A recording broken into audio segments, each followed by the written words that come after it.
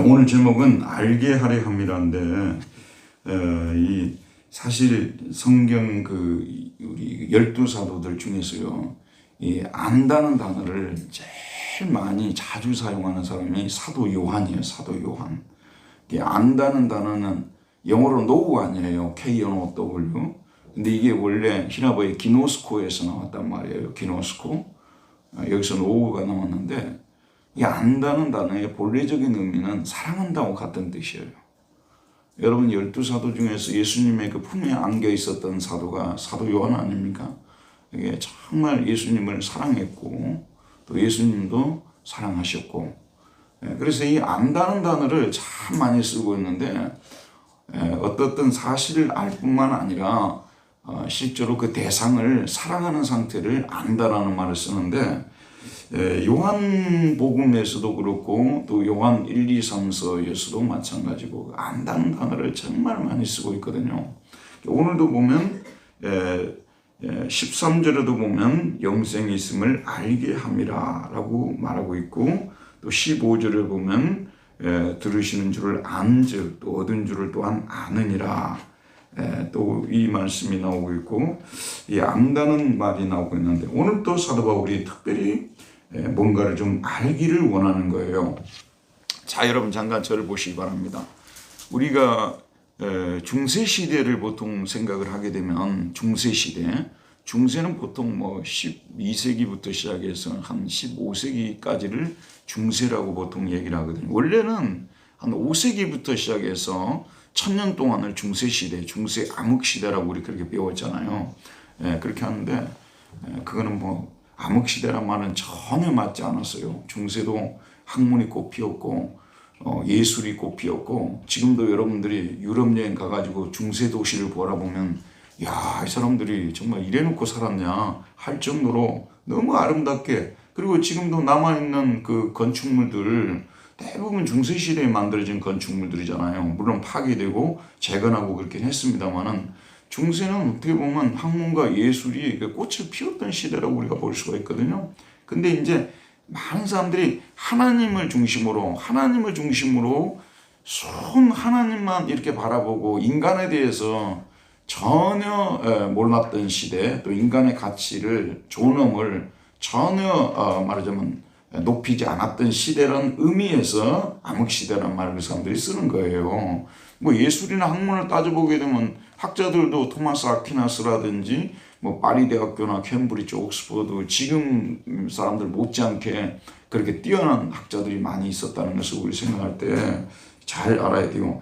근데 중세가 이제 보통 중세 시대에 무지라는 말을 많이 쓰는데, 특별히 이 사람들이 모두 다 교회에 다니는, 특별히 서양 있잖아요. 서양 사람들은 대부분이 교회를 다녔잖아요. 예를 들면 그 사람들이 뭐 로마 카톨릭을 다녔든지 아니면 뭐 동방 정교회를 다녔든지 간에 대부분 사람들이 교회를 다녔어요. 그런데 대부분 사람들이 성경을 몰랐어요. 왜 대부분 사람들이 성경을 모르냐면 교회에서 성경을 안 가르쳐 주니까. 아시다시피 그 시대는 학교를 다닌 사람이 아주 소수였잖아요. 아주 소수였어요. 대부분 사람들이 글자를 모르는 거예요. 그러니까 스스로 성경을 읽을 수 있는 사람이 거의 없어요. 여러분이 마틴 루터가 성경을 번역을 했잖아요. 마틴 루터가 성경을 번역해서 이제 일반 평신도들한테도 이 성경을 들려줬단 말이에요. 그때부터 이제 사람들이 성경을 좀 읽기 시작한 거지. 그 전까지는 성경을 일반 성도들은 가지고 있을 수가 없었어요. 그래서 사제만 가지고 있었고, 사제가 가르쳐 주면은 그것을 그냥 배워가지고 믿는 이런 상황이었고, 그리고 그 당시는 성경을 배우는 것보다도 공적을 쌓는 거 있잖아요. 선한 일을 해가지고 공적을 쌓는 길이 구원을 받는 길이라고 생각을 했기 때문에 공적 쌓는 거기에 소위 말해서 정신이 다 집중이 돼 있었지, 성경이 뭐라고 말하는 데에서는 관심이 없었어요.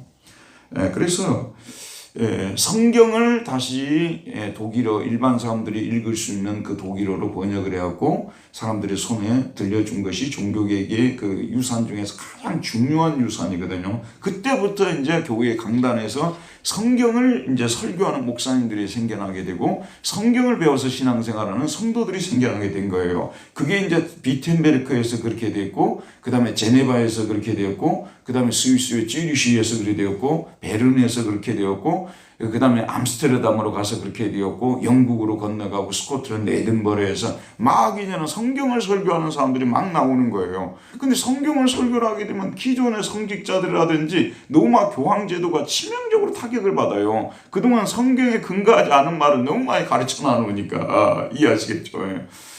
예를 들어서 어떤 부흥사가 정말 자기가 체험한 거, 자기가 스스로 깨달은 그런 막 성경을 가지고 막 사람들한테 가르쳐 놨다고 말이에요.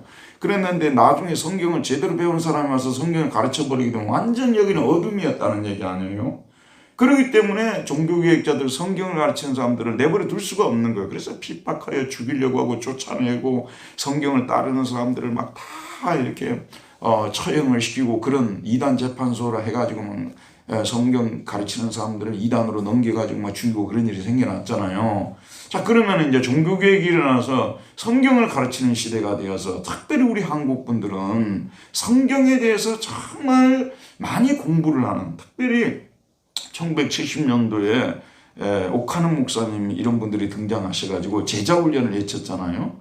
그래서 이제 교회마다 그 전까지만 해도 그냥 목사님이 가르쳐 주는 것이 그냥 그게 곧 그 길이요 진리지. 이렇게 목사님이랑 성도들이랑 또 성도들끼리 모여서 성경을 공부한다는 것은 사실 한국교회에서 생소한 것이었거든요. 그런데 이제 제자훈련이 이제 교회에 들어오게 되면서 성경을 많이 공부를 하게 됐다는 말씀입니다. 그래서 그 이후로 사실은 많이 개혁이 되었죠. 성경을 가르치는 것이 곧 개혁이에요. 다른 게 아니거든요. 성경을 가르치는 게 개혁입니다. 그래서 많이 한국교회가 개혁이 되었어요. 그럼에도 불구하고 여전히 성도들이 굉장히 진리에 대해서 취약합니다. 그러니까 많이 아는 것 같지만 참 이게 성도들이 많이 몰라요. 수많은 사람들이 모여가지고 그룹으로 성경을 공부를 하고 막 이렇게 성경을 배우고 그렇게 하는데도 불구하고 실제로 성경을 이렇게 딱 얼마나 알고 있느냐 물어보게 되면 참 약해요. 여러분 잘 들어보세요. 이 성경을 제대로 알아야 정말 하나님과 우리와 관계가 지금보다도 훨씬 더 좋은 쪽으로 개선이 되어요. 교통이 잘 되어지게 되고. 그래서 정말 그 구원의 그 깊이, 그 풍성함을 다 우리가 뭐라고 해야 될까요? 더 풍성하게 누릴 수가 있거든요. 성경을 피상적으로 알게 되면 구원의 풍성함도 아주 얕게만 누릴 수가 있는 거예요. 그래서 성경을 좀 깊이 알아야 되는데 여기에 우리 한국교회가 지금 걸려 있어요. 그래서 이제 제자훈련, 사실 여러분들이 아셔야 되는 것이 오카는 목사님이나 이동욱 목사님이나 뭐 홍정길 목사님 복음주의 4인방이라고 해가지고 뭐 이런 분들이 있었잖아요. 사실 이분들은 진리에 대한 열정, 뭐 복음 전도 이런 것들로 굉장히 뜨거운 분들이었지 성경을 그렇게 깊이 연구해서 가르치는 분들은 아니었어요. 그래서 제자훈련 받으면 뭐 성경 굉장히 신앙이 뭐 좋아지고 그런 것처럼 생각하지만 그렇지가 않아요. 여러분들이 성경 공부는 우리 한국교회가 새로 시작해야 되고 너무 많은 성도들이 성경에 대해서 무지하다는 거 그걸 알고 있어야 돼요. 그리고 또 여러분 마지막으로 말씀드릴게요. 이 성경을 우리가 제대로 알고 하나님과 관계가 잘 되어져야만이 드디어 뭐라고 해야 돼요? 신앙생활이 하는 것이 그렇게 재미있을 수가 없어요. 행복하고 그리고 형통한다는 것은 모든 일이 다 잘 된다는 것이 아니라 어떤 환경에 놓여 있었을지라도 그 환경 속에서도 감사하고 찬양하고 헤쳐나갈 수 있는 이런 사람들이 되어지는 것이에요.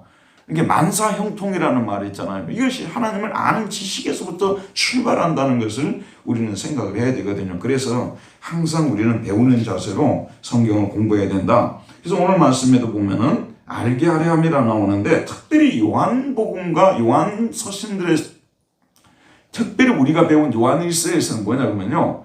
예수께서 육체로 오신 것을 부정하는 사람들이 그 시대에 많이 있었어요. 근데 예수님에 대해서 하나님의 아들이 구세주가 사람의 몸을 입고 이 땅에 오신다는 사실에 대해서 죽어도 받아들일 수 없는 사람들이 많이 있었어요. 그런 사람들을 대상으로 해서 특별히 이 서신이 쓰여졌다는 것을 생각을 하게 될 때 우리가 가장 정확하게 또 중요하게 알아야 될 것이 예수님께서 우리를 구원하시기 위해서 사람의 몸을 입고 이 땅에 오셨다는 것, 하나님이시지만 사람이 되셨다는 것, 사람의 모습을 입고 이 땅에 오셨다는 것, 이것을 부정하는 사람들이 이단이라고 했던 것이죠. 이것을 부정하는 사람. 성경 공부 시간에 10번도 20번도 제가 말씀드렸습니다만 그 당시에 육체는 아시는 대로 육체는 더러운 것이고 영은 깨끗한 것이라는 그런 이원론이 지배하고 있었기 때문에 어떻게 하나님의 아들이 사람의 이 더러운 육체를 입고 이 땅에 오실 수 있느냐, 이 문제로 인해서 초대교회가 큰 몸살을 앓았다는 말씀이 되는 것이거든요. 그러니까 우리가 특별히 알아야 될 것이 뭐냐면은 정확하게 알아야 될 것이 하나님이 예수 그리스도가 우리를 구원하기 위해서 우리와 같은 사람의 모습을 입고 이 땅에 오셨다는 것. 그러니까 사람으로 오지 않는 구원자는 우리의 구원자가 아니라는 말씀이죠. 이게 중요하다는 말씀입니다. 우리의 구원자는 사람의 모습을 입고 오신 구원자. 여기에 대해서 특별히 요한이 강조하고 있습니다. 자, 그럼 1번부터 한번 보도록 할게요. 1번은 우리 같이 한번 읽어봅시다. 시작. 사도 요한은 어떤 사람들에게 이 편지를 쓴다고 말합니까? 그가 그들에게 이 편지를 쓰는 목적이 무엇이라고 말합니까? 자, 여기 보면 13절을 한번 읽어볼까요? 내가 하나님의 아들의 이름을 믿는 너희에게 이것을 쓰는 것은 사도 바울이 이 편지를 성령의 감동으로, 성령의 계시로 이 편지를 쓰고 있는 거 아니에요? 근데 어떤 사람들에게 쓰고 있다고 말하고 있죠? 누구의? 정확하게 하나님의, 그 다음에요, 아들의 이름을 믿는 너희에게. 그러니까 어떤 사람들에게 이 편지를 쓴 거냐면 예수를 전에 안 믿는 사람들을 대상으로 쓴 것이 아니고 하나님의 아들의 이름을 믿는 자들에게 쓴 것이에요. 본래 성경은 하나님의 아들의 이름을 믿는 자들에게 쓰신 것입니다. 그래서 믿는 자들만이 성경을 또 이해할 수가 있고요. 믿지 않는 사람들은 성경을 어떻게 이해할 수 있겠습니까? 어떤 사람이 성경을 그냥 선입견 없이 읽었는데 이 성경책은 유대인들의 역사책이네 이렇게 얘기를 했단 말이에요. 근데 그 사람은 일반인들의 관점에서 본다면 100% 맞는 얘기예요. 지명부터 보세요. 지명. 대부분 헤브론, 예루살렘, 베들레헴 뭐 그러잖아요. 다 유대 광야, 다 유대 그 이름이잖아요. 그다음 이름도 보세요. 이름도 다 어디 이름이에요? 아브라함, 그다음에 이삭, 야곱, 다비드, 다 거의 대부분이 유대인들의 이름이잖아요. 그리고 일어난 이야기들이 다 어디에서 일어나고 있어요? 대부분 유대인들이 지금 이스라엘에서 일어난 일 아니에요. 그러니까 이게 이스라엘 역사책 아니에요?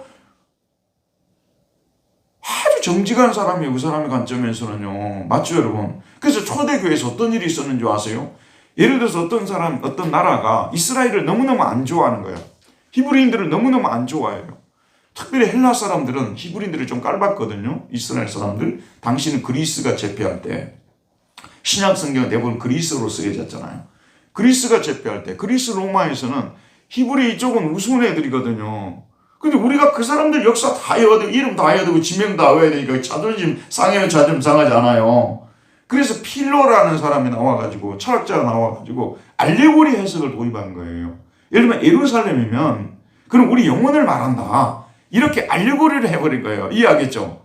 그러니까 지명 그거 별로 중요한 게 아니다. 그 지명은 원래 어떤 대상을 얘기하기 위해서 상징적인 상징 언어로 쓰여진 거지. 그 지명이 곧 예루살렘이면 예루살렘이 아니다. 이거는 우리 인간의 영혼을 말한다. 예컨대 이렇게 해석을 해버린 거예요. 그러면 히랍 사람들이 그 얘기를 듣고 그러면 그렇지.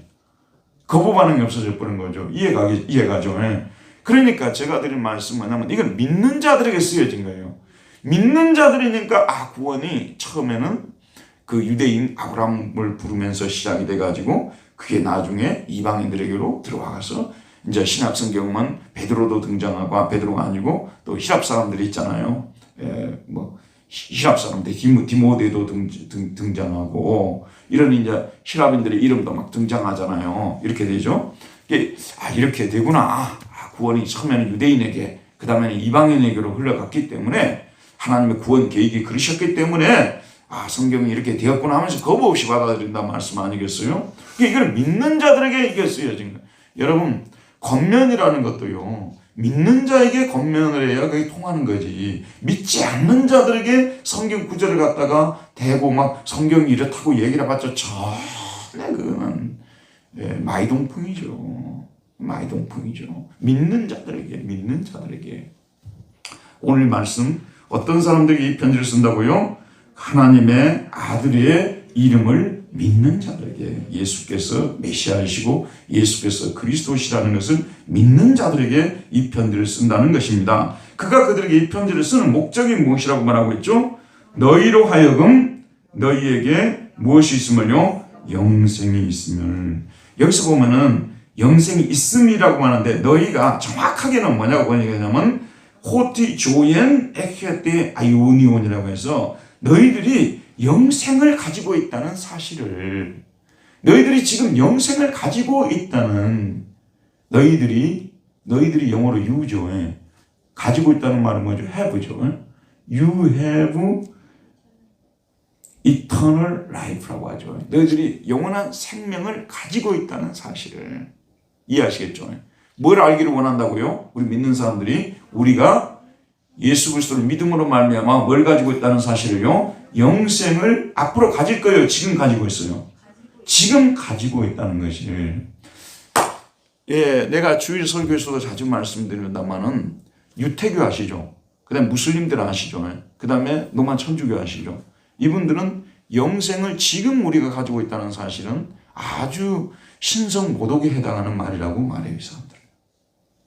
이 사람들은 죽어봐야 영생을 가질지 영벌을 받을지 판결을 나는 거예요. 이 우리 임주사님 계시잖아요. 죽어봐야 지금 이분의 선행과 악행에 대해서는 하나님의 계산 중이에요. 일단 구원은 처음에 원죄를 세례를 받잖아요. 교회에 들어와서. 이게 가톨릭 교리예요. 그러면 원죄가 소멸이 돼요. 없어져요. 탕감되는 거예요. 그 다음부터는 뭐냐면 공적을 위해서 싸워야 되는 거예요. 무슨 얘기인지 알겠죠? 지금부터 부지런히 공적을 위해서 싸우는 게, 공적을 위해서 한다는 선행을 부지런히 행해야 되는 거예요. 그래서 나중에 이제 하늘나라에 갔을 때 처울 있잖아요. 처울에다 올려보는 거예요. 그래서 선행과 악행을 딱 이렇게 처울에 재봤는데 어느 쪽이 내려가야 구원을 얻겠어요? 선행 쪽이 내려가야 되겠죠. 그러니까 그때까지, 그 전까지는 우리는 구원을 받았다, 구원받지 못했다? 모른다는 거죠. 우리 구원받았는지 몰라요. 그때까지 가봐야 돼요. 근데 그거는 모든 종교가 다 말하는 거죠. 이슬람도 그렇죠. 유태교도 그렇죠. 저 말 알겠죠? 우리만 뭐라고 했냐면 믿는 자는 지금 뭘 가지고 있다는 거예요? 영생을 가지고 있다고 말하고 있어요. 이 구절만 그런 것이 아니라 하나님이 세상을 이처럼 사랑하사 독생자를 주셨으니 이는 저를 믿는 자마다 멸망치 않고 영생을 얻게 하려 하심이라. 영접하는 자 곧 그 이름을 믿는 자들에게는 하나님의 자녀가 되는 권세를 주셨으니, 이미 주셨다는 말씀이거든요. 이런 구절이 성경에 곳곳에서 나오고 있다는 것이죠. 이해하시겠죠?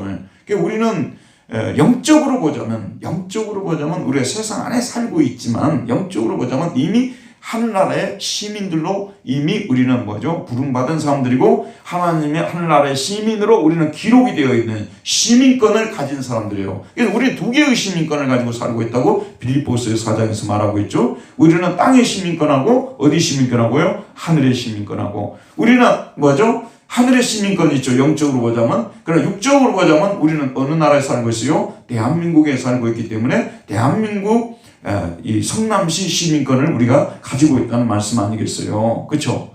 성남시가 용인시보다는 한 단계 위입니다.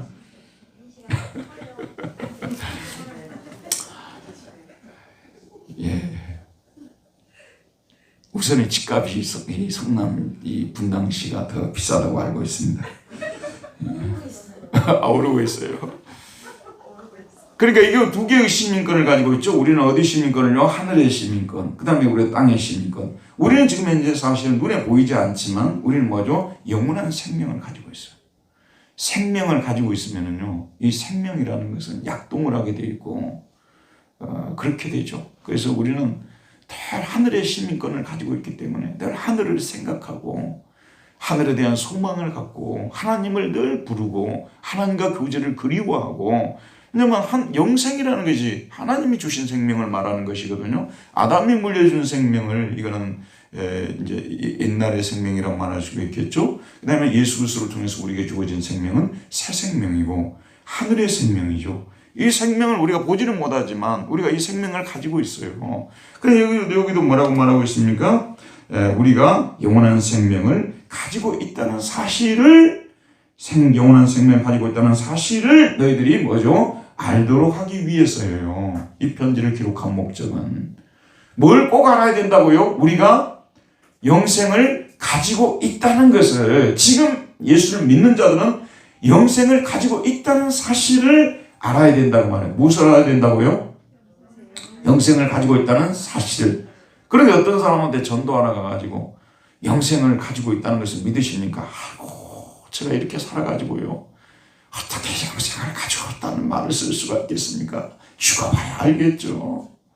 내가 어떻게 구원받았다는 말을 할 수가 있겠습니까?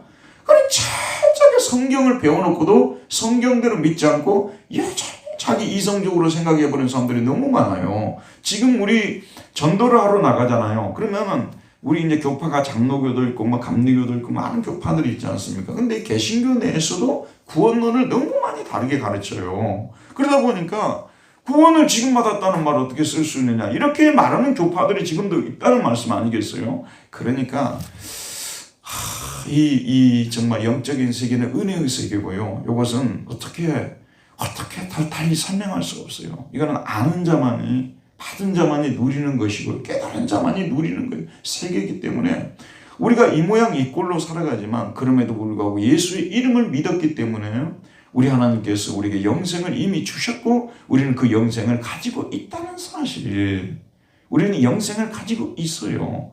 좀 더 구체적으로 좀 더 비유적으로 말씀드리게 되면, 여러분 천국 가는 차표를 지금 가지고 있어요? 가지고 있지 않으세요?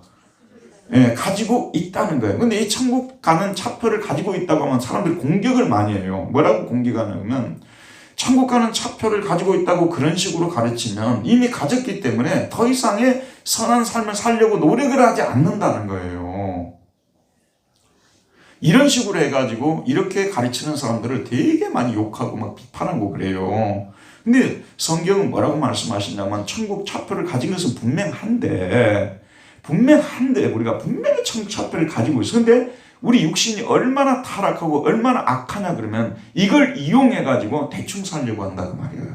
그리고 그 약한 우리 육체를 마귀가 자꾸 이용을 하는 거예요. 너는 이미 차표 가지고 있지 않느냐, 뭐가 더 부족해서 그렇게 선하게 살려고, 착하게 살려고, 교회 봉사 열심히 하려고 이렇게 하냐. 사탄이 우리 육체를 이용을 해가지고 계속 우리를 공격하는 거예요. 그러다 보면 우리가 마치 천국 차표를 아직 안 가지고 있는 사람처럼, 영생을 가지지 않은 사람처럼 우리도 그렇게 받아들여 버리는 거예요. 근데 분명한 사실은 뭐냐면, 여러분 자녀를 한번 생각해 보세요. 그 자녀가 어릴 때 너무 말을 안 듣고 그렇지만 그 자녀는 이미 호적에 등기가 되어 있는 등본을 떼면 그 애들 이름 나와요, 안 나와요? 분명히 나오죠. 그런데도 그들은 실제로는 어떻습니까? 실제로는 어쩌죠? 정말 실망스럽게 살아가는 거 아니에요? 근데 그걸 부모가 다 참아줘야 돼요. 오랜 기간 기다려줘야 돼요. 부모의 역할은 참아주고 기다려주는 역할이에요. 그렇게 되면 어느 순간에 얘가 철이 들어가지고 자기의 잘못을 회개하고 뉘우치고, 지도 이제 자기 자녀들한테 똑같은 형벌을 받으면서 이렇게 이제 되는 것이 인생 아니에요. 그게 인생이죠. 근데 문제는 저와 여러분이 부끄럽죠. 이런 말을 하기가 너무나 부끄럽고, 양심에 또 우리가 좀 이렇게 하나님 앞에 너무 죄송하기도 하고, 그럼에도 불구하고 우리는 차표를 가지고 있는 건 사실이에요. 영원한 생명을 얻었다고 성경이 분명히 말씀하고 있잖아요. 우린 영생을 가지고 있다고 지금 여기서 분명히 말씀하고 있잖아요. 그래서 항상 우리가 회개의 기도를 드려야 돼요. 하나님, 우리가 이 사실을 이용해서 지은 죄를 용서해 주옵소서. 이용하려고 하는 그런 죄를 용서해 주옵소서. 우리가 영생을 마치 못 얻은 것처럼 그렇게 살아갈 수 있도록 도와주시옵소서. 이렇게 우리는 기도하고 늘 확인하면서도 하나님 앞에 죄를 자백하고 용서를 빌고 이렇게 하고, 그리고 이런 은혜를 우리에게 이 차표를 지어주기 위해서 우리 주 예수님께서 십자가에서 치루신 그 대가, 그 고통, 그 형벌의 아픔 이런 것들을 우리가 늘 기억하고 자녀들이 그럴 거 아니에요. 처음에는 내가 어쩌다가 이 집에 태어나가지고 이렇게 많은 재산을 상속받고 내가 어쩌다가 이런 참 이렇게 좋은 내가 사람이 돼버렸는가 이렇게 하면서 막 처음에는 막 그렇게 좋아서 자기가 받은 걸 생각하고 그러다가 나중에 이제 철이 들게 되면 그 부모가 그런 자리에 이르기까지 얼마나 많은 고생을 했는가.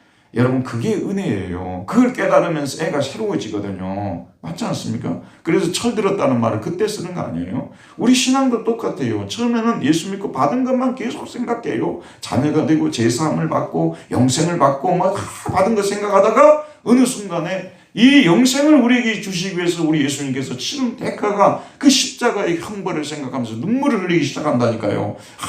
이런 고통, 이런 형벌을 우리 예수님이 받으시면서 나에게 이런 자유를 주시고 자녀로 이렇게 삼아주시고 영원한 생명의 이런 이 천국 가는 이 티켓을 나에게 주셨다 이렇게 생각할 때 드디어 내가 철이 드는 거야. 영적으로 철이 들고 그때부터는 누가 시켜서가 아니라 누구 눈치 봐서가 아니라 정말로 목숨을 걸고 하나님을 섬기는 사람으로 변화되어지는 것이라는 것이요. 그러니까 성경을 배울 때 우리가 성경대로 예수를 믿어야지 그냥 자기가 생각해가지고 자기식으로 예수를 믿으면 천만 만만 믿어봐도 소용이 없어요.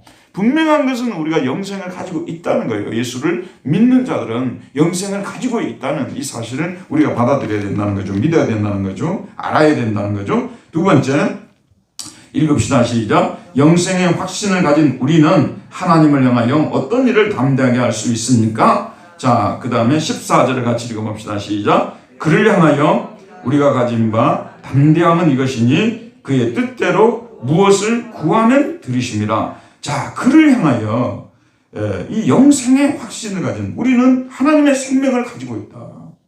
우리는 다른 사람의 생명이 아니라 하나님의 생명을 가지고 있다.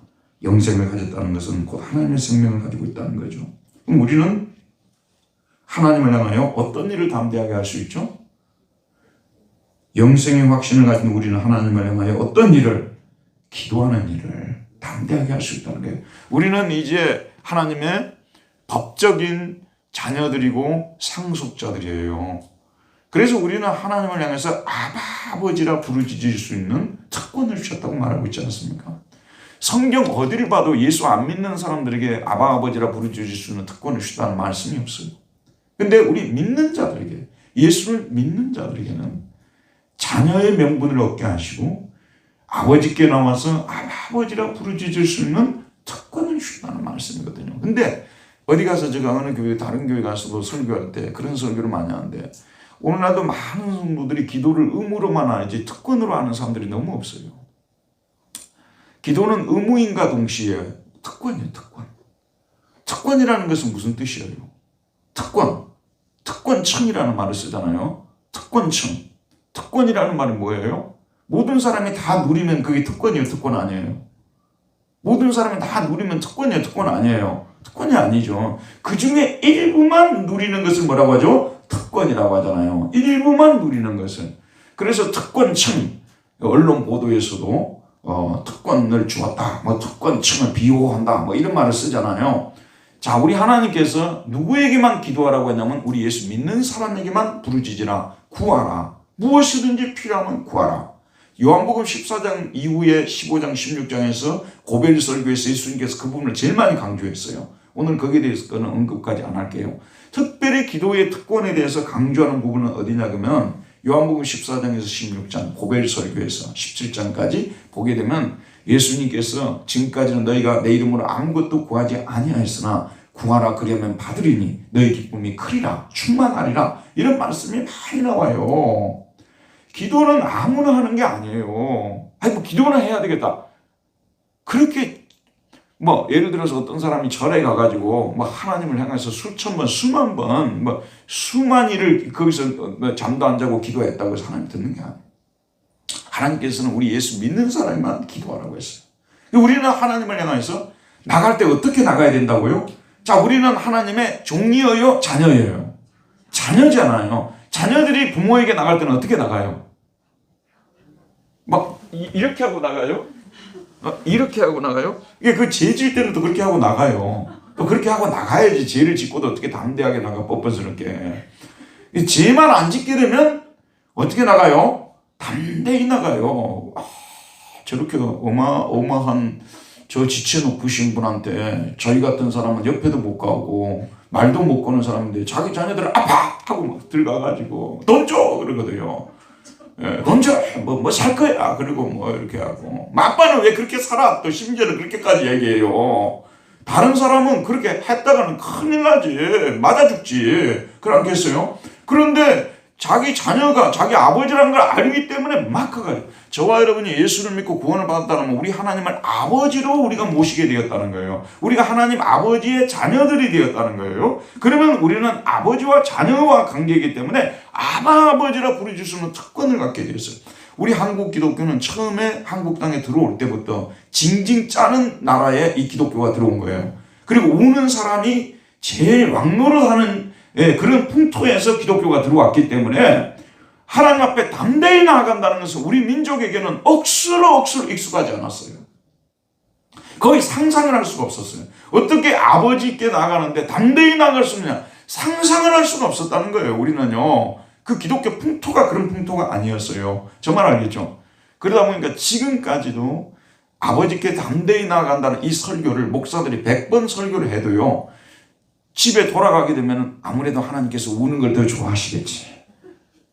그래야 감동이 되겠지. 이렇게 생각한다고 말이에요. 기쁨으로 아버지께 나가서 교제하는 법은 우리한테 너무 익숙하지 않아요. 그래서 제가 여기 부임해가지고 그런 설교 많이 했지 않습니까? 우리는 하나님의 자녀라는 거. 여러분, 우리 예수님께서 이 땅에 오신 것은 사실은 신분을 철폐하고 신분을 해방시키기 위해서 오신 거예요. 종이나 자유자나 유대인이나 헬라인이나 모두가 다 하나님의 자녀가 되는 특권을 주시기 위해서 오신 것이거든요. 믿는 자는 누구나 하나님께 담대히 나아갈 수 있고, 여기서 담대함이라는 말을 요한일서에서 자주 써요. 그를 향하여 우리가 가진 담대함은 이것이니 그의 뜻대로 무엇을 구하면 들으심이라.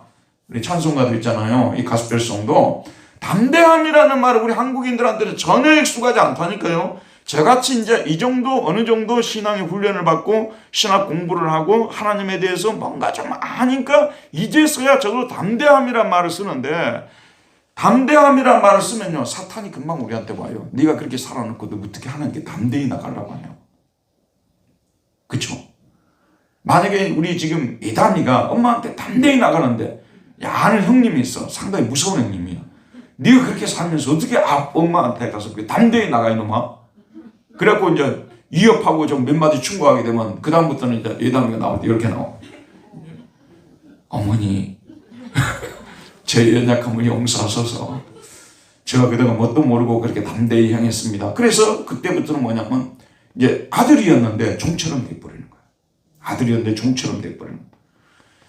하나님에 대해서 우리가 몰라도 정말 너무 몰라요.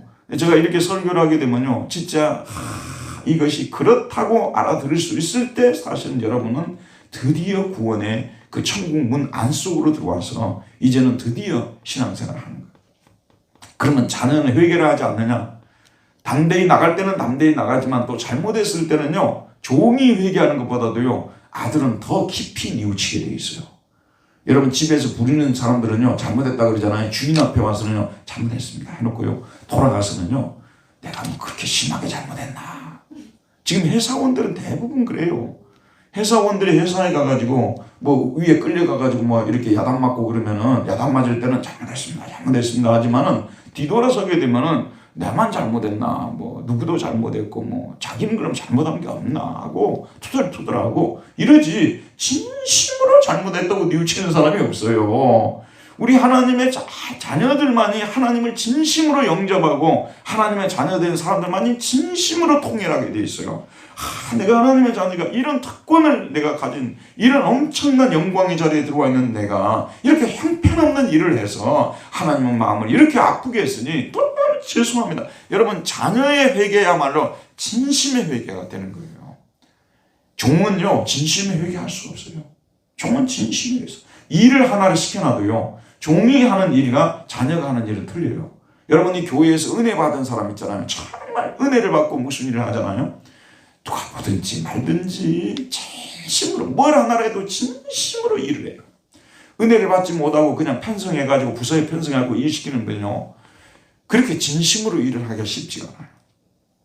여러분, 그래서 얼른 생각하게 되면 담대히 나가는 사람들이 하나님에 대해서 막 까불고 그냥 하나님을 그냥 대충 대하고 그럴 것 같지만 절대 그럴 리가 없고요. 그리고 하나님 앞에 잘못했을 때는 종보다도 훨씬 더 깊이 뉘우치는 자녀가 될 수 있다는 거, 이 양면성을 우리는 다 보고 나가야 돼요. 담대히 나가는 자녀가 진짜 자녀고 또 깊이 뉘우치는 자녀가 진짜 자녀예요. 그 사람은 진짜 예수님을 영접한 사람이에요. 이것이 진정한 기독교예요. 이것이 진정한 기독교라니까요. 이런 상태에 우리가 들어와 있고 이렇게 우리는 하고 있다는 사실을 아는 사람이 천국 백성이라고 볼 수가 있겠죠. 자, 그래서 여기 보면은 우리가 하나님을 향하여 어떤 일을 담대하게 할 수 있다고요? 기도를 담대히 할 수 있다는 것이죠. 3번. 우리가 하나님께 어떻게 구하면 하나님께서 우리의 기도를 들으신다고 말합니까? 14절 읽읍시다. 뒷부분.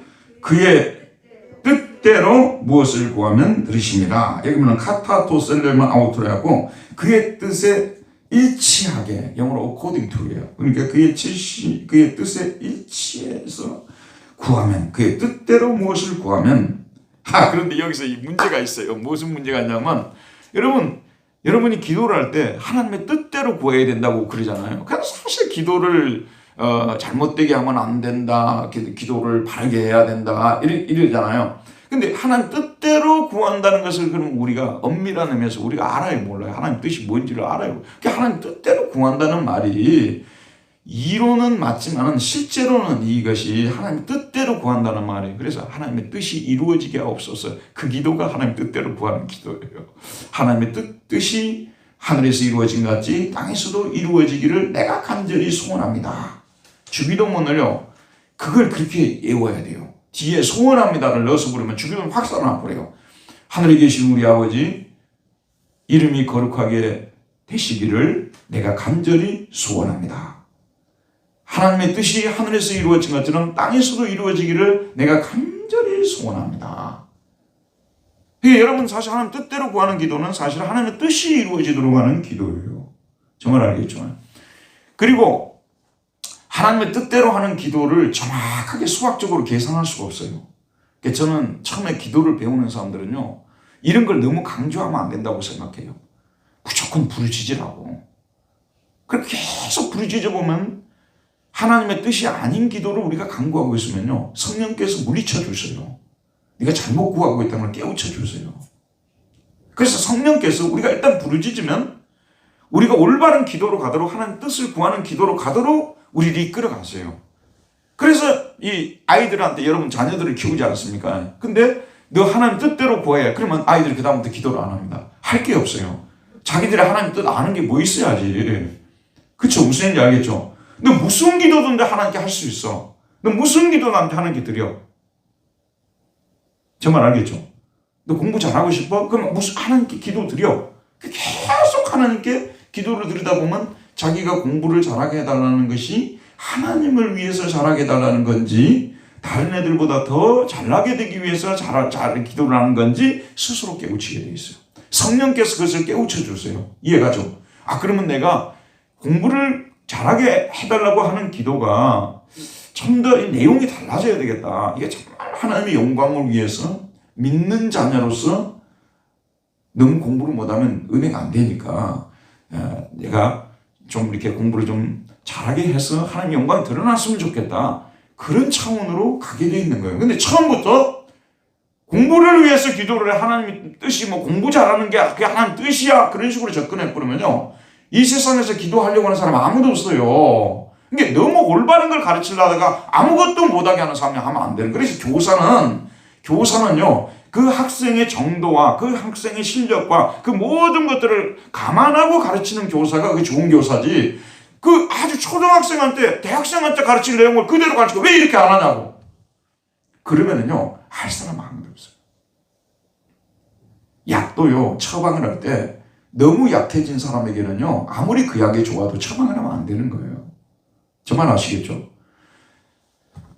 이 부분이 매우 중요해요. 제가 독일에서 운전을 배울 때요, 한국에서는 제가 운전을 배웠는데 양쪽에 다 이게 브레이크를 갖다가 이렇게 만든 그런 자동차가 아니더라고요. 한국에서는 그냥 이렇게 도와주고 막 이런 거지. 독일에서는 내 자리에 앉은 자라고 옆자리에 앉은 자하고 똑같아요. 그래갖고 내가 이제 가다가 조금 실수하면 브레이크를 밟아주는 거죠. 그 다음 내가 이제 이렇게 하면 이쪽을 꺾어주고 그 옆에 사람이 다 도와주는 거예요. 무슨 얘기인지 알겠죠? 그 처음에 내가 독일에 가서 이제 운전을 배우려다가 끝까지 배워야 되는데 이론은 통과를 했는데 시기 좀 배우다가 거기는 막 운전을 하나 막 300만 원, 막 400만 원 이렇게 쏟아내야 돼요. 그렇게 그때 그 돈이 없어가지고 운전을 못 배웠어요. 그래서 그냥 끝까지 운전 안 배우고 그냥 버스만 타고 다니다가 전철 타고 자동차 없이 지내다가 제가 왔는데, 근데 운전은 배워는 봤어요. 배워는 봤는데 그 사람들 그렇게 해요. 근데 탁 그 학원에 등록하잖아요. 그럼 그날부터 차를 끌고 나가요. 이론은 이론대로 배우고 실기는 그날부터 시작하는 거예요. 이해하겠죠?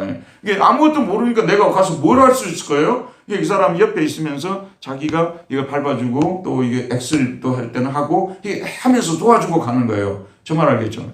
그러니까 기도도 하면서 배우는 거지. 하면서 성령님이 우리 옆에서 우리의 기도를 도와주는 거예요. 그래서 결국은 우리의 기도가 하나님의 뜻대로 하는 기도가 될 수밖에 없게끔 이끌어주는 거예요. 누가 처음부터 하나님 뜻대로 하는 기도를 드릴 수가 있겠어요.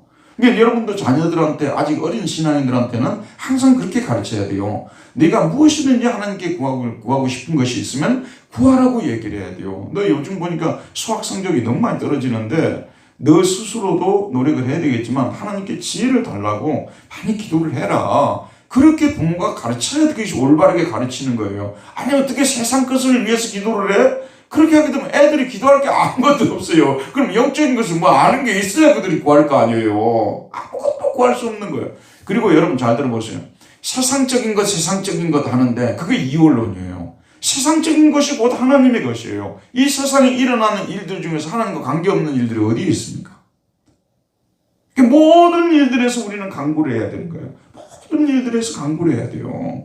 그러면서 우리가 이거는 너무 내가 속보이게 기도하는 것이다. 너무 세속적으로 기도하는 것이다. 이거는 나의 영광을 위해서 기도하는 것이다. 기도를 하다 보면 그걸 다 깨달아지게 돼 있어요. 이게 하나님 영광을 위해서 구하는 것 같지만 사실상 나의 영광을 위해서 기도하는 것이구나. 이걸 알 수가 있다는 것이에요. 이해가시죠? 그러면서 우리가 깨우치면서 결국은 성령의 도우심으로 주님이 기뻐하시는 쪽으로 간구를 하게 되어 있다는 거. 저는 이런 쪽에서 또 하나님께서 그걸 다 알아요. 예를 들어서 예담이가 부르짖는 기도와 김용주 목사가 기도하는 걸 똑같이 하나님 보지는 않겠죠. 이해하시겠죠? 다 그 수준에 맞게끔 하나님께서 응답하시고 깨우쳐 주시고 도와주는 거지 똑같이 대하지는 않는 거예요. 맞춤형으로 하나님께서 다 인도하고 그러기 때문에 문제는 뭐냐면 기도를 죽이 되든 밥이 되든 뭔가를 해야 되잖아요. 쌀을 넣고 이렇게 삶아야 되잖아요. 어릴 때부터 아이들한테 자꾸 기도를 하는 법을 가르쳐야 돼요. 부모들이요. 나 기도해야 돼. 너 혼자 하려고 하지 말고 하나님께 도와달라고 해. 정말 내가 이거 볼 때는 내가 스스로 평탄하게 잘 될 것 같지. 그래서 다 하나님께 기도를 하면서 해야 돼. 이렇게 부모들이 자꾸 기도하도록 애들을 이끌어줘야 돼. 나 기도 못해. 그냥 내가 방에 있으면서 내가 하고 싶은 얘기 그냥 해. 이렇게 자유스럽게 풀어주고 기도를 갖다가 무슨 하나의 교회에서 행하는 의식적으로 자꾸 끌고 가버리게 되면 뭘 애들이 강구할 것이 있겠어요. 그러면 어릴 때는 전혀 기도하지 않다가 어른 돼가지고 비로소 성경 배우고 나서 비로소 쳐들고 그때부터 기도를 한다는 것이 말이 돼요, 여러분. 그리고 예수님께서 어릴 때는 기도하지 말라는 법도 말씀도 안 하셨잖아요. 그러니까 너무 기도를 어렵게 만들지 마라 그 말이에요. 제 얘기는요. 너희가 하나님의 자녀인 것이 확실하면 누구든지 하나님께 나 부르짖을 수 있으면 하나님께서 다 알아서 해주시는 거예요. 왜 이걸 강조를 하냐 그러면요. 많은 성도들이 이 부분에 있어서 기도 생활을 못해. 기도 생활을. 어른들도 기도 생활을 하는 성도들이요. 100명의 교인이 모이잖아요. 10명만 해. 10명만. 대부분 기도를 안 해요. 기도를 하다 보게 되면 이 성도도 걱정이 돼서 기도가 나오고요. 저 성도도 걱정이 돼서 기도가 나오고요. 그래서 기도 시간이 길어지는 거예요. 왜냐하면 걱정되는 사람이 너무 많아. 이 성도는 기도에 대해서 기도를 안 하니까 걱정이 되고 이 성도는 기도를 하는데 맨날 울기만 해서 또 걱정이고 또 이 성도는 맨날 달라고만 해서 기도가 또 걱정이고, 이 성도는 또 지금 시험을 친다고 하는데 중차대한 시험을 앞두고 있는데 내가 기도라도 도와야지 하는 마음에서 또 기도가 되어지게 되고, 그러니까 기도가 자꾸 넓어지잖아요. 시간도 길어지고. 그런데 얼마나 많은 성도들이 기도 안 하는 줄 아세요? 여러분, 오늘 우리 한국교회는요 너무 많이 기도를 안 해요. 그러니까 여러분들이 왜 기도를 안 하냐 그러면 어릴 때부터 기도 훈련을 잘못 받는 거. 무엇이든지 구하라는 쪽으로 자꾸 이렇게 기도를 가르쳐야 됐는데 하나님 뜻대로 구하라고 자꾸 해버리니까 애들이 뭔 하나님의 뜻을 알겠냐 그 말이죠. 그러니까 아이들이 기도를 하는 걸 배운 적이 없어요. 내가 지금까지 기도 생활에 대해서 그래도 이렇게 이어져 오는 것이 초등학교 5학년 때 장학생이 되게 해주세요. 그걸 내가 이런 세속적인 기도를 드렸단 말이에요. 그런데 그 다음 주에 바로 장학생 명단에 올라가 버린 거 아니에요. 부럽지 않아요? 내가 그 체험이 없었다면 그 체험이 저한테는 상당히 영향을 미쳤어요. 그래서 하나님께서 기도하면 이게 우리 땅인데 남의 땅으로 넘어가게 됐어요. 학교 땅으로 넘어가게 됐어요. 이것 좀 하나님 찾아주세요. 근데 청와대에서 내려와서 찾아줘 버렸잖아요. 내가 간증을 몇 번 했잖아요. 청와대 사람이 내려와가지고 민원을 누가 올렸는데 우리 집하고 우리 옆집 땅을 동시에 찾아준 거예요. 학교에서 이게 사기를 쳐가지고 자기들이 가져가려고 했던 거지. 하나님께서 막아주신 거예요. 그 교장 선생님이 우리 교회 장로 해가지고 맨날 설교도 하고 그랬는데 그 교장이 그랬다고 지금 생각하면 되게 얄밉더라고요. 근데 나는 그때 되게 착해가지고 그 교장 선생님한테 한 번도 무리하게 한 적이 없어요. 그때 너무 순진해가지고 지금 생각해보면 그 사람들. 근데 하나님이 그걸 알고 하나님이 막아주신 거 아니에요? 그러니까 기도를 어릴 때부터 저는 그렇게 기도를 배웠기 때문에 뭐 성경을 공부한 건 아니지만 그래서 순간순간 기도를 해서 그래도 하여튼 특별히 여러분 자녀들한테 이걸 가르쳐야 된다. 자, 그 다음에 몇 번입니까? 4번이죠? 4번이죠? 자, 읽읍시다. 시작. 사도는 우리가 기도하면서 다음에 두 가지 사실들을 알아야 한다고 말합니다. 우리는 우리가 무엇이든지 구하는 바를 그가 어떻게 하신다는 사실을 알아야 합니까? 또한 우리가 그에게 구한 그것을 어떻게 할 줄을 알아야 합니까? 자, 몇 절입니까? 15절 읽읍시다. 시작. 우리가 무엇이든지 구하는 바를 들으시는 줄을 안즉 우리가 그에게 구한 그것을 얻은 줄을 또한 아느니라. 자, 여러분, 우리가 무엇이든지 하나님께 구한단 말이에요. 근데 하나님께서 그것을 들어요, 들으시지 않아요? 근데 이게 아쿠오라는 말 여러분 알죠? 아쿠이스틱. 그 뭐예요? 아쿠이스틱.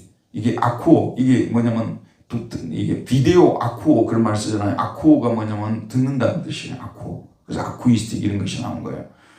오디오 그런 거 있잖아요. 오디오 이제 보니까 오디오. 그것이 원래 아우디오에서 나온 거예요. 아우디오. 이게 아쿠에이 이런 여기는 아쿠에이죠. 이게 무슨 뜻이냐 그러면 듣는다는 뜻이에요. 근데 이거 현재형으로 되어 있어요. 우리가 무엇이든지 하나님께 구하는 바를 하나님께서 듣고 계신다는 거예요. 지금 듣고 계신다는 거예요. 저와 여러분이 이제 그동안 이 교회 많이 다녔잖아요.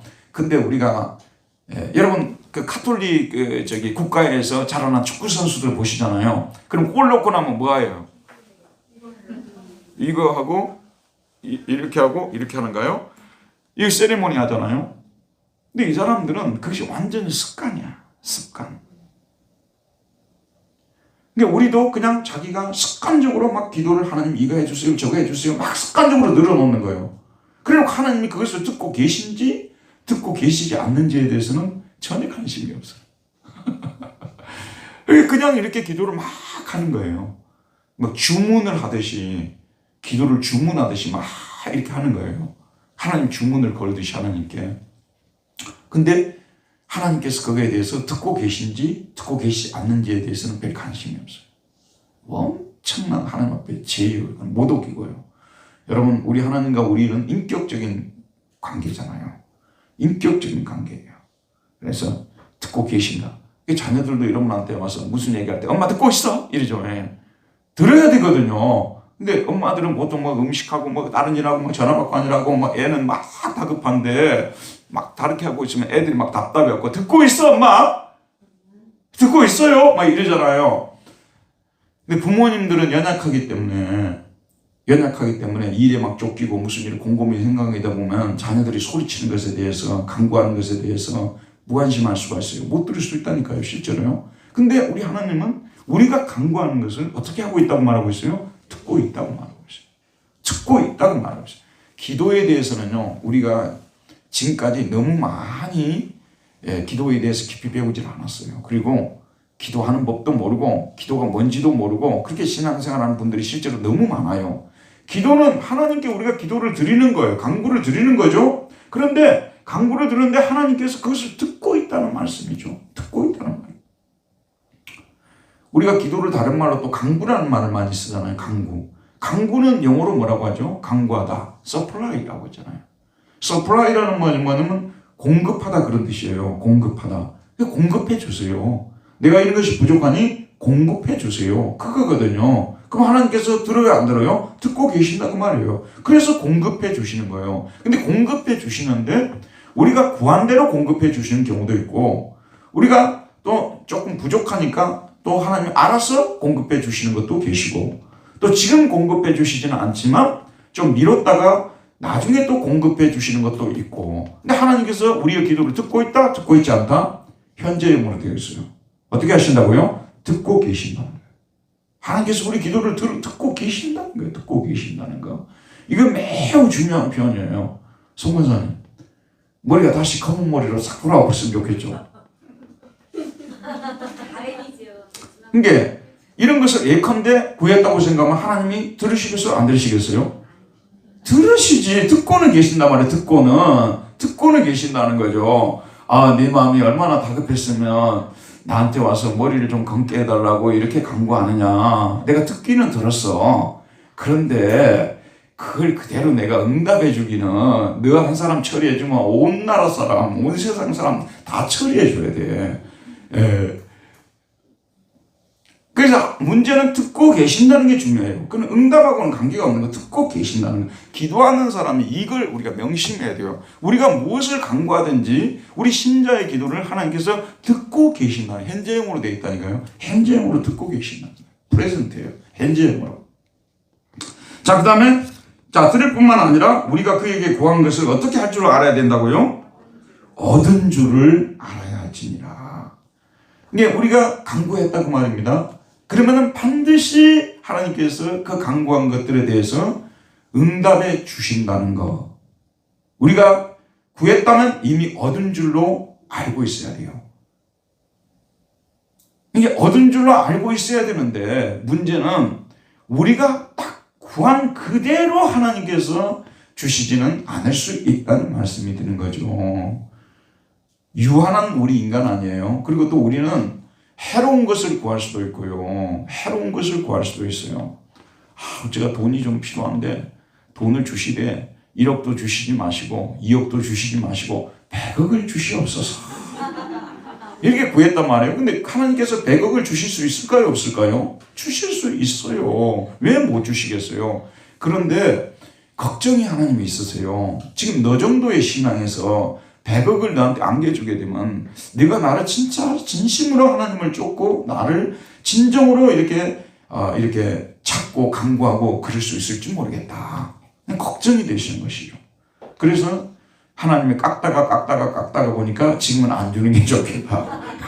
그래서 그냥 안 줘버릴 수 있는 거예요. 근데 문제는 뭐냐면 하나님께서 이미 듣고 계시고 얻은 줄로 알라는 이 말씀 있잖아요. 얻은 줄로 알라. 이런 것들이 이제 구체적으로 이루어지게 하시는 분은 성령님이세요. 그러니까 우리는 하나님께 일단 구하고 그 하나님께 구하는 그 내용을 하나님께서 다 듣고 계신다는 거, 알고 계신다는 거, 그리고 때가 되면 하나님께서 응답해 주신다는 거. 그래서 얻은 줄로 안다는 말은 바로 그런 뜻이에요. 때가 되면 우리가 얻어요. 그런데 우리가 원하는 방식대로 얻는 것은 아니라는 말씀이 되겠죠. 하나님께서 주시고자 하시는 방식대로 우리가 얻는 거예요. 하나님은 반드시 주신다는 거. 그래서 오늘 말씀 여기까지만 딱 하고 마칠게요. 그래서 오늘 제가 마지막으로 마치면서 다시 한번 말씀을 드리고 싶은 것은 기도는 하나님께서 아무나에게 기도하라고 한 적이 없어요. 그의 아들을 믿는 자에게만 기도하라고 했어요. 우리는 하나님의 아들을 믿는 자이기 때문에 기도를 할 때 소심하게 할 필요가 없어요. 담대하게 하나님께 부르짖을 수 있어요. 담대하게와 버릇없게는 차이가 있는 거예요. 담대하게 어떻게 버릇없게가 똑같은 거예요. 담대하게를 말할 때는 버릇없게 무조건 하나님께 나아가는 자는 버릇없게 나가면 안 되는 거죠. 하지만은 아버지와 자녀와 관계에서 가지는 그런 담대함을 가지고 나아가라는 말이에요. 그리고 무엇이든지 구하라는 거예요. 아버지 뜻대로 구하라는 말은 뭐냐 그러면 그건 아버지께서 알아서 해주세요. 우리는 우리가 간구하고 싶은 내용을 하나님께 간구하는 거예요. 그리고 그 간구를 들으신다는 것을 우리는 믿고, 그리고 응답은 분명히 주시는데 우리가 원하는 방식대로 응답은 되어지지 않는다는 말씀이죠. 초점이, 마지막 핵심이 뭐냐면 그래도 우리는 무엇에도 불구하고 우리는 하나님께 부르짖어야 된다는 거. 그럼 하찮은 것을 가지고 부르짖어? 하찮은 것을 가지고도 부르짖으세요. 여러분, 운전을 하지 않습니까? 운전을 딱 하는데도 오늘 운전을 지켜주시옵소서 기도를 드리는 것이에요. 아시겠죠 여러분? 자녀를 보내면서도 하나님 우리 자녀들 오늘 하루 동안 하나님의 은혜 가운데서 학교 생활을 잘하게 해달라고, 그리고 배울 때 다른 데 신경 쓰지 않고 집중할 수 있게 해달라고 아이들을 위해서 우리가 기도를 하는 것이고, 아빠가 지금 회사에 나가지 않습니까? 오늘 회사에서 어려운 일이 생기지 않게 하시고, 또 어려운 일이 생겼으면 하나님의 지혜로 잘 풀어가게 해주시옵소서. 그런 것을 기도를 하는 거예요. 그런 것이 기도지. 아니 어떻게 우리가 매번 선교사님들을 붙잡아 주시고 그들이 부른 시가 다 열매 맺게 하여 주시고, 또 우리 주일학생들이 배운 내용을 잘 이해하게 하시고, 어떻게 그렇게 기도를 드릴 수가 있어요? 그래 우리 거짓말, 아주 경건한 거짓말들이 많아요. 너무 경건하게 보이는데 현실성은 하나도 없는 그런 기도들은, 정말 그런 기도는 안 해야 돼요.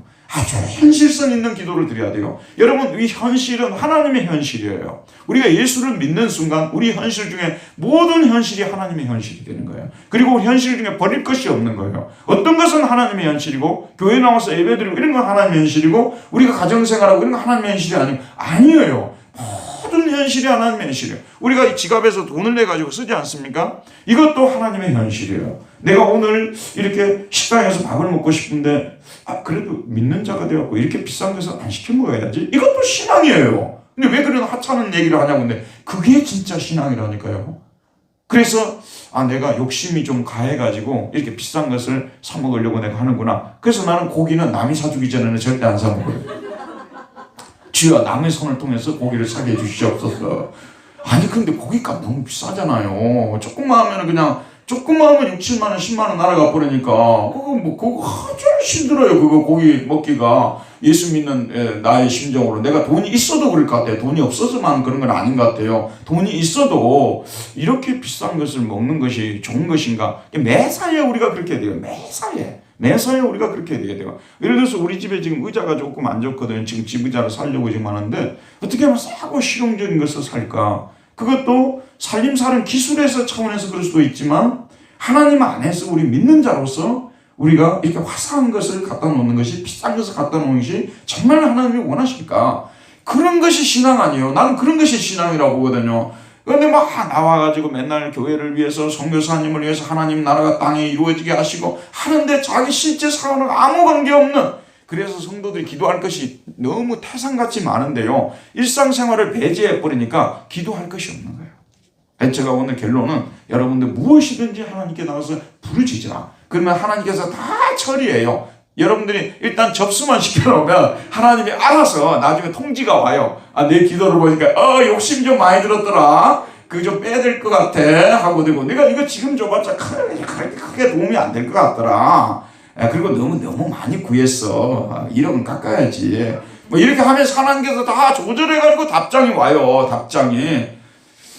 우리 마지막으로 우리 집사람하고 저하고 이제 요즘 와서 계속해서 매일매일 성도들을 위해서 기도하는데, 어떤 때는 똑같은 사람들 이름을 부르면서 매번 이렇게 기도하는 것이, 어떤 때는 정말, 근데 그게 아니에요. 그게 사탄의 속임수예요. 그래도 아주 남들이 볼 때는 어쩔지 모르지만 한 사람 한 사람 이름을 부르면서 그들을 위해서 기도해주고, 그것이 우리 성도들이 하는 기도가 되어야 되는 거예요. 이것을 알기를, 오늘 말씀 제목 알기를 원하는 거. 오늘 여기까지 하겠습니다. 하나님 감사합니다. 오늘 또 성경 공부를 통해서 알게 하려 합니다. 우리가 마땅히 알아야 될 이 기도에 대한 이 사실들을, 진리들을 너무나 모르고 지냈음을 다시 한번 깨닫게 해주시고, 하나님께서는 무엇이든지 원하는 대로 구하라고 하였사오니 우리 하나님께 간구하면 하나님이 다 듣고 계시고 하나님의 방법으로 하나님의 때에 하나님께서 우리에게 안겨주신다는 것, 응답해 주신다는 이 진리를 배웠사오니 행할 수 있도록 은혜 베풀어 주옵소서. 예수님 이름으로 기도했습니다. 우리 하나님께 영광을 올려줍시다. 감사합니다. 목사님, 근데 여기 알견이라는 게 히브리에